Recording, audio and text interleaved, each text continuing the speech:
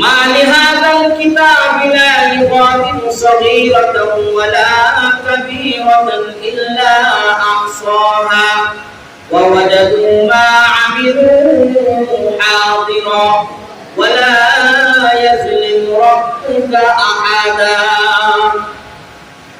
ওই বান্দা বলবে, এমন একটি অদ্ভুত আমলনামা জীবনে আমি যা কিছু করেছি, ক্ষুদ্র বৃহত্তর কোন আমল তো বাদ যায়নি।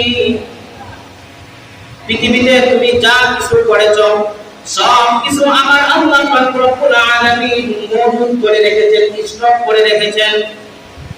তোমার প্রতিপালক তোমার জন্য কোনো বিচার করবেন না। আল্লাহ পাক রব্বুল আলামিন বান্দা দুনিয়াতে যা কিছু করুক না কেন, যা কিছু করবে সব কিছু আল্লাহ তাআলা এমন সুন্দর করে মজুদ করে রেখেছেন।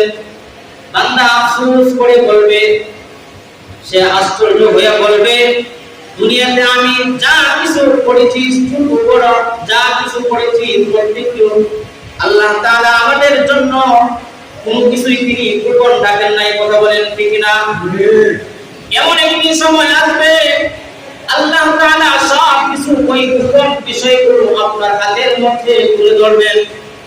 কারণ দুনিয়াতে যদি আমরা কোনো অপরাধ করি, বড় ধরনের কোনো অপরাধ যদি আমরা করি, তাহলে ওই অপরাধের যদি কোনো গ্রাম্য সালিশ হয়ে থাকে, তাহলে ওই সালিশটাকে আমি টাকার বিনিময় দিয়ে, টাকার মাধ্যমে ওইটাকে আমি পূরণ করে দিতে পারি। কথা বলেন ঠিক না? সত্যটাকে আমি মিথ্যা বানাতে পারি। কিন্তু মহান আল্লাহ পাক রব্বুল আলামিন কাল কিয়ামতের ময়দানে ওই হিসাব নিকাশ যখন নেওয়া হবে, তখন আপনার ডান হাতে আমলনামা দেওয়া হবে।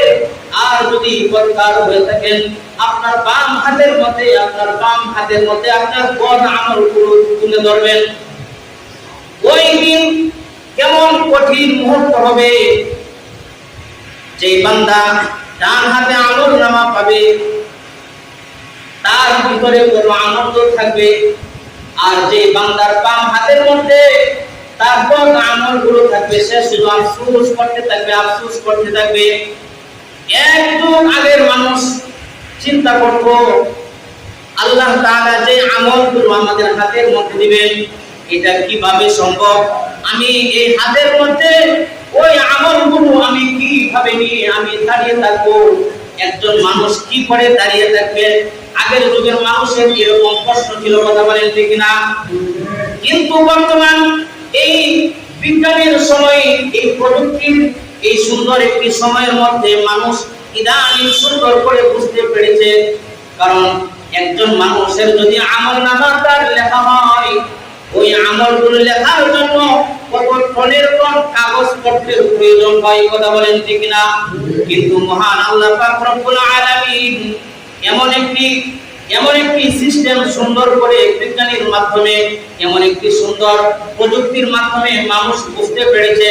বর্তমান এই সময়ের মধ্যে দেখেন কম্পিউটার রয়েছে। এই কম্পিউটারের ডেস্কের ভিতরে কত অসংখ্য হাজারো লেখা ভিতরে স্টক করা যায়। কথা বলেন ঠিক না? কিন্তু দেখেন আপনার হাতে যে অ্যান্ড্রয়েড ফোন রয়েছে, ওই অ্যান্ড্রয়েড ফোনের মধ্যে আপনি লেখা রাখতে পারেন। এক কথায় বোঝা যায় এই লেখাটা কোথায় থাকতে পারে, আপনি ধরতে পারেন এই লেখাটা হাওয়ার মাধ্যমে থাকতে পারে। কথা বলেন ঠিক না? এমনকি আরো এক যুগ আগের মানুষের তার দিলের ভিতরে প্রশ্ন ছিল, মানুষ আল্লাহ তাআলার ওই আমলগুলো কিভাবে তিনি মাপ দিবেন, দাড়ি পাল্লার মধ্যে কিভাবে তিনি উঠাবেন। এক যুগ আগের মানুষের এরকম একটি প্রশ্ন ছিল।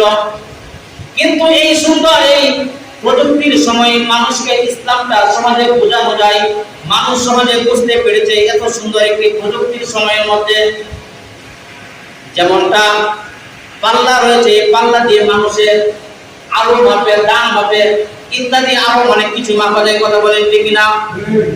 কিন্তু ওই বান্দাগুলো এখন বুঝতে পেরেছে আল্লাহ পাক রব্বুল আলামিন কাল কিয়ামতের ময়দানে আমার প্রত্যেকটি আমল তিনি মাফ দিবেন, তিনি দাড়ি পাল্লায় আমার আমলগুলো উঠাবেন, এটার মধ্যে কোনো সন্দেহ নাই। কথা বলেন ঠিক না? কাল কিয়ামতের ময়দানে আল্লাহ পাক রব্বুল আলামিন যেই খাঁটি আল্লাহ তাআলার মুমিন বান্দারা থাকবেন, ওই মুমিন বান্দাদের হাতে, ডান হাতের মধ্যে যাদেরকে আমল দেওয়া হবে তারা খুশিতে আত্মহারা হয়ে যাবে, তারা খুশিতে বাকবাক হয়ে যাবে, তারা খুশিতে আনন্দে নাচতে শুরু করবে। তারা এরপরে বলবেন কিতাবিয়া ইন্নী যানানতু আন্নী মুলাকিন হিসাবিয়া। ওই বান্দাগুলো তখন বলবে তার ডান হাতের মধ্যে ওই আমলগুলো পেয়ে সে আনন্দে সে বাকবাক হয়ে যাবে, মানুষের কাছে যাবে, ও তোমরা দেখো আমি দুনিয়াতে আল্লাহ তাআলার উপর বিশ্বাস করেছিলাম, আমি এই বিশ্বাস করে আমি আজকে ওই বিশ্বাস অনুযায়ী আমি আমল করেছি। আল্লাহ তাআলার যত হুকুম আহকাম দুনিয়াতে আমার রাসূলের মাধ্যমে এই পৃথিবীতে প্রেরণ করেছিল, প্রত্যেকটির মধ্যে আমি আমার দিল থেকে আমি বিশ্বাস করে আমি আমল করেছি। আজকে আমার এত সুন্দর আমলগুলো আমার ডান হাতের মধ্যে পেয়েছি, বলেন না সুবহানাল্লাহ।